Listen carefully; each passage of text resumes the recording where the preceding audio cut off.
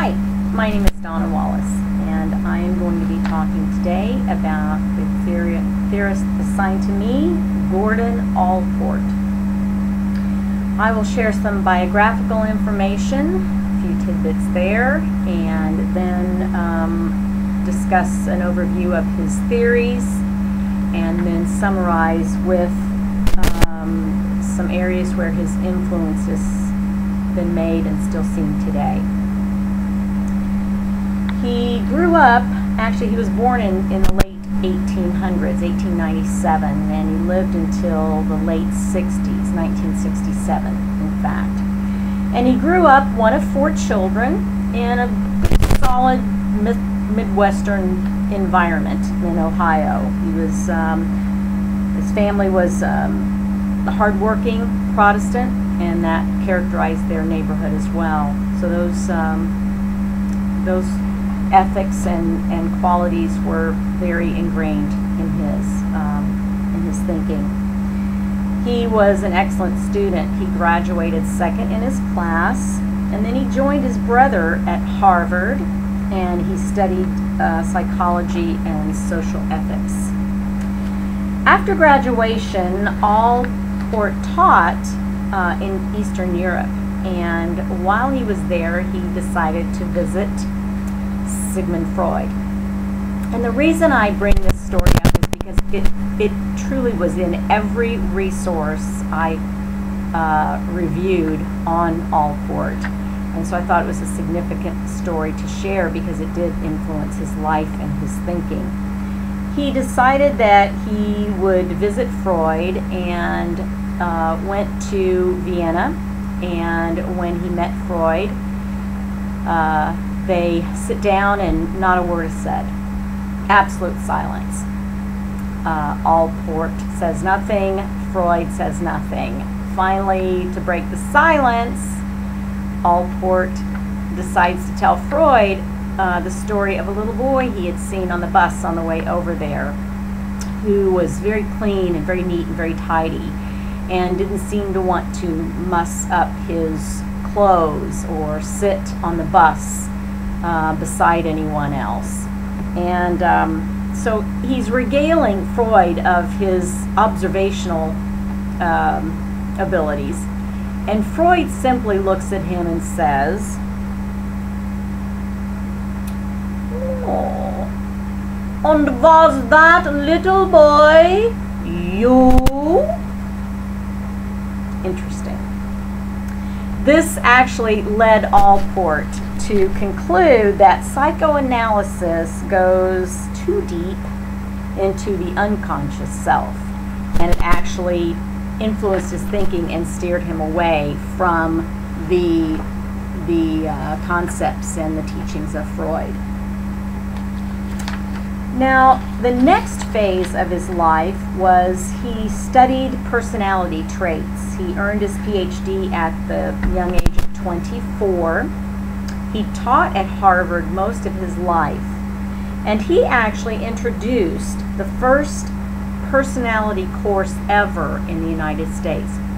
Sorry, I got a mustache in my mouth there, which I think is significant in his life. He was a trait theorist, and he argues that what people do is a clue to their traits.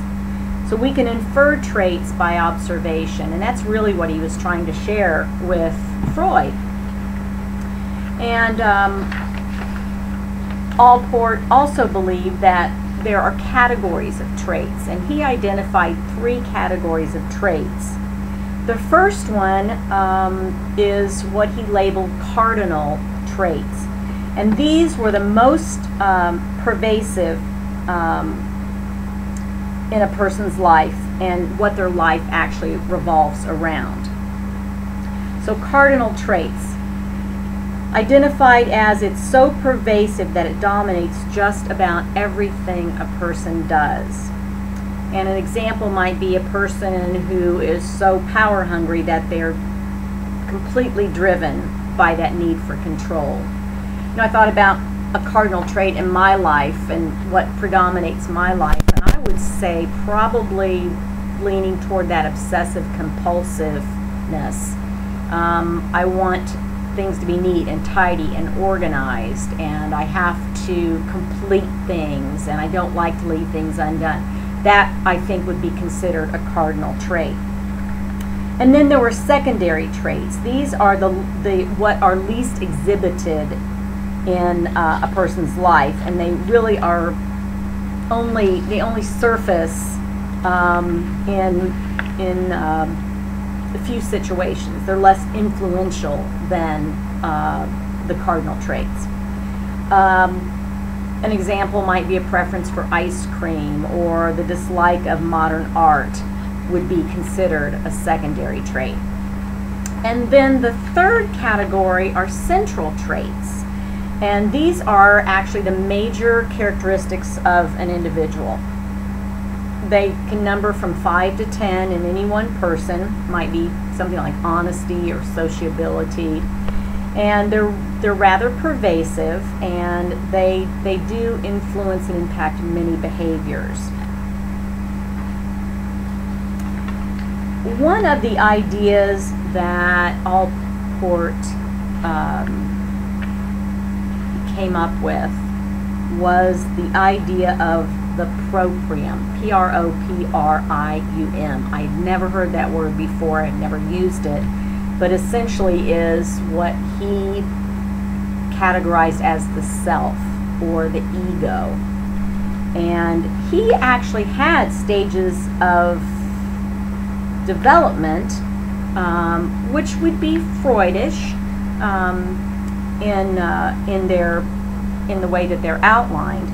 And the stages of development of the self, he said, are thus. In our first year, we have our bodily sense of self, and then after the first year, maybe ages 2 to 4, or even up to age 5, the self-identity, which would be the sense of your existence as a separate person. That's when you hear the toddler going, me, mine, that type of verbiage coming out, sense of pride or shame, depending on the event, and testing the limits of an environment. Then from ages 3, 4, or 4 to 6, ego extension is what he terms it. And this is identifying with our personal possessions. This is mine. I belong to this. It belongs to me. And later on, this stage would shift to actual loyalty to loved ones or to ideal causes that one might have. And then there's the self-image.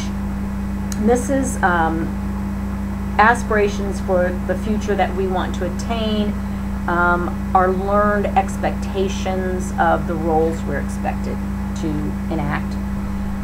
Then from about 6 to 12 years of age, engaging in more reflective thought. And this makes sense with, if you know anything about cognitive development, this would certainly be in line with the maturity of the brain and the levels of more abstract thought that would be capable of that stage. And appropriate striving is what he calls that stage from the age of 12 on, and that would be more ego-involved behavior, which is characterized by your pursuit of your major life goals. And then the adult is the final stage, which he says is where we should have the unified personality. Interestingly, Allport says that personality is something and does something. It's subject to change. It is not static, but it is growing and changing. And because of this belief system in his theory, he was criticized by learning theorists. He says that traits are not just predictors of behavior, they actually determine or cause behavior. He also felt that traits were highly individualized or unique. and certainly disagreed with theorists such as Freud, who asserted that it was an instinct, an underlying instinct that motivated people, such as their sexual drives or striving for superiority or whatever that underlying undercurrent might be. He also felt that our personalities develop as a function of learning and adaptation to our social situations. And I really do believe that's true as I think about it. I certainly have, from what I'm told, a lot of certain traits that I had when I was a child, my friendliness, my curiosity, things like that. But I think our personality has to adapt to our situation, and we learn to adapt what works and what doesn't work as we grow. One of the ways that Allport believed that we could know what traits a person has is, number one, we could infer them from language. We could also infer them from behavior. He actually identified almost 18,000 trait names from the dictionary as he was studying this area. He believed, too, that humans are consistent in personality, even though they may vary from situation to situation. Some research does support that view, but other studies suggest that situations make people change their behavior. Now, it may make them change their behavior, but does it make them change their personality? I think that's the key question.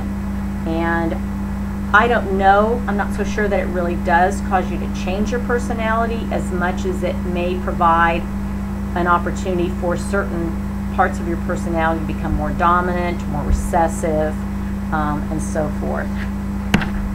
One of the areas that Allport argued for was the idea of self as a major focus of personality growth. And as we look at today, there is so much work today being done which resonates with this. Such as in, self-concept, self-esteem, self-identity, self-efficacy. So truly his work and his theories are valid and have influenced the way that we view traits today, the way we look at personality today, and certainly in the area of the whole social psychology, which focuses on the areas I just mentioned with self-esteem, self-efficacy, and self-concept. So thank you so much for watching the video. I am continuing to enjoy this class, and I really do look forward to watching my fellow classmates' videos and interacting with you on that level. And I hope that you've learned a little bit more about trait theory and the influences and the contributions of Gordon Allport. I will tell you my my work or my information primarily came from, well, it came from a number of different sources, but primarily from one source, and I will get that for you in just one moment.